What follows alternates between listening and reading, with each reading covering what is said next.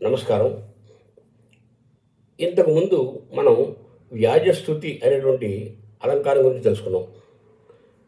వ్యాజస్థుతి అంటే స్తుతి వల్ల నింద, నింద వల్ల స్తుతి ఎక్కడైతే తెలియబడుతుందో దాన్ని వ్యాజస్థుతి అంటారని మనం గ్రహించాం. ఇప్పుడు మరో అలంకారం తెలుసుకుందాం. ఈ అలంకారం పేరు వ్యాజ నింద. వ్యాజ నింద అలంకారం అంటే ఒక నింద చేత మరొక నింద తెలియబడితే దాన్ని వ్యాజ నింద అంటాం. అంటే సులభంగా చెప్పుకోవాలంటే ఒకరిని నిందించలేక మనం ఆ వంక పెట్టుకుని మరొకరిని నిందిస్తాం. దీన్ని వ్యాజ నింద అలంకారం అంటాం. సాధారణంగా మనం నిత్య జీవితంలో ఇది వాడుతుంటాం. ఎవడైనా తప్పు మాట్లాడితే, ఒరే నీ తప్పు కాదురా ఇది, నీకు పాఠం చెప్పినటువంటి ఆ పంతులు తప్పు అంటాం. ఎవడైనా దురుసుగా ప్రవర్తిస్తుంటే, ఒరే నిన్ను కాదురా, నిన్ను పెంచినటువంటి వాడిని తన్నాలి అంటాం. ఇది మామూలుగా మనం నిత్య జీవితంలో వాడేది. ఈ వ్యాజనిందాలంకారానికి మన పెద్దలు ఒక నియమాన్ని చెప్పారు. అది ఏమిటో మనం చూద్దాం. ఆ లక్షణం చూద్దాం. నిందయా వ్యక్తి వ్యాజ నిందే తిగీయతి. నిందయ అంటే ఒక నింద చేత, నిందాయా వ్యక్తి వేరొక నింద యొక్క ప్రకటన ఏదైతే ఉందో దాన్ని వ్యాజ నిందే దిగీయతే, వ్యాజ నింద అనేటువంటి అలంకారంగా చెప్పబడుతుంది. అంటే ఒక నింద చేత వేరొక నింద ఎక్కడైతే ప్రకటింపబడుతుందో దాన్ని వ్యాజ నింద అంటారని మనం భావించవచ్చు.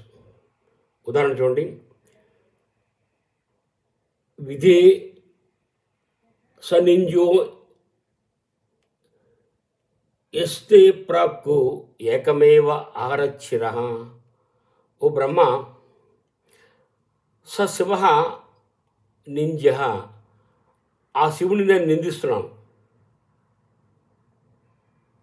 ఎందువల్లంటే ప్రాక్ ఇంతకు ముందు ఏకమేవ ఆరచ్చిర,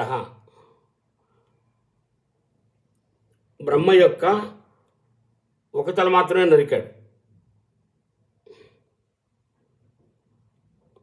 అని ఇక్కడ ఈ ఉదాహరణకు అర్థం.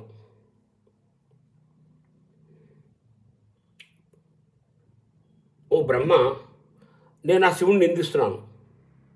ఎందువల్లంటే ఇంతకుముందు నీ యొక్క తలలో ఒకటి మాత్రం నరికాడు. తప్పు నీది కాదు, తప్పు వాడిది అన్నాడు. అంటే మనకి వచ్చే కష్టాలకు కారణం బ్రహ్మ. ఎందుకంటే ఆయన సృష్టికర్త కాబట్టి.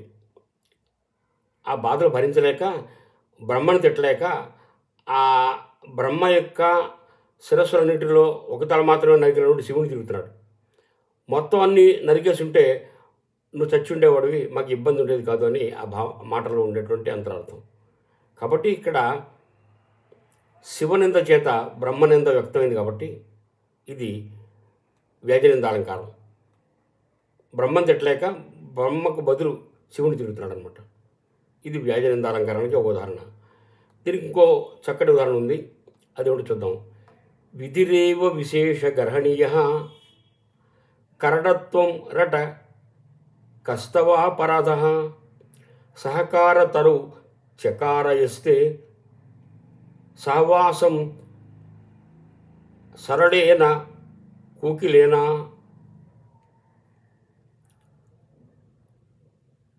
కర్ణకఠోరంగా కూతలు కూసేటువంటి ఒక కాకి, నీ తప్పేం లేదు, తప్పంతా ఆ బ్రహ్మది. ఎందుకంటే మధురంగా కూసేటువంటి ఆ కూకిలకి ఏది నివాస స్థానమో అటువంటి ఆ తీయమామిడి చెట్టు నీకు కూడా నివాస స్థానంగా ఆయన కల్పించాడు. కాబట్టి తప్పంతా బ్రహ్మదే, నీదేం కాదు అని ఈ శ్లోకానికి అర్థం. ఇక్కడ కాకి నిందించిన బదులు బ్రహ్మ నిందిస్తున్నాడు కాబట్టి బ్రహ్మ నింద చేత కాకి నింద వ్యక్తమైంది కాబట్టి ఇది వ్యాజ నింద అలంకారానికి మరొక ఉదాహరణ. దీనికి తెలుగులో ఒక చక్కని ఉదాహరణ ఉంది. అదేంటంటే మనుచరిత్రలో ఓ పద్యం. మనుచరిత్రలో నాయకుడు ప్రవరాక్షుడు. ఆయన నిష్ఠాగరిష్ఠుడు. అతను ఒక రోజున ఒక సిద్ధుడిచ్చినటువంటి పాదలేపనం పూసుకుని హిమాలయ పర్వతానికి వచ్చాడు. దారి తెలియటం లేదు, ఇంటికి వెళ్ళాలి.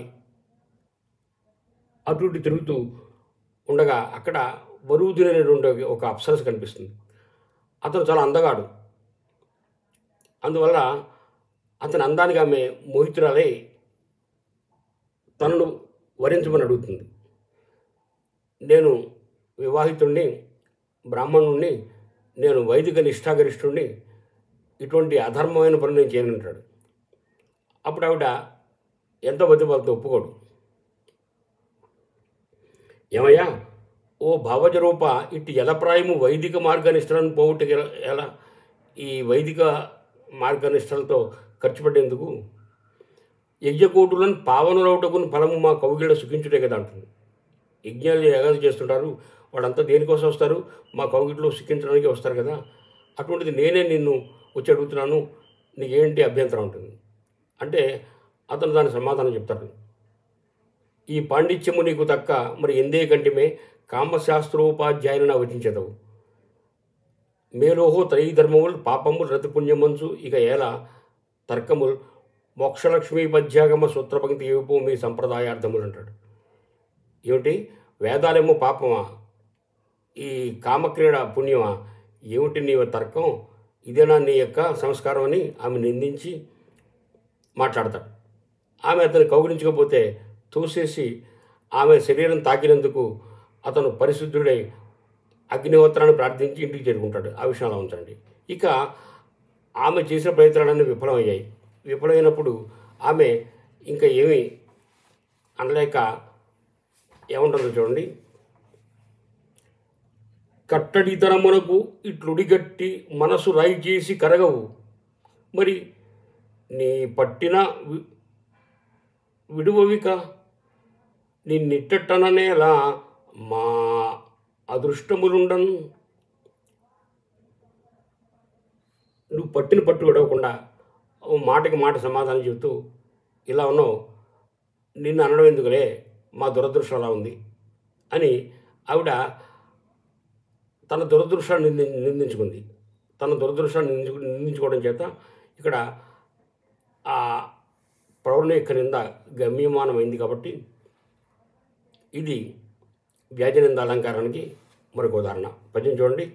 కట్టడితనమునకు ఇట్లుడిగట్టి మనసు రాయి చేసి కరుగవు, మరి నీ పట్టినది విడువవిక నిన్నిట్టననేలా మా అదృష్టం బుండన్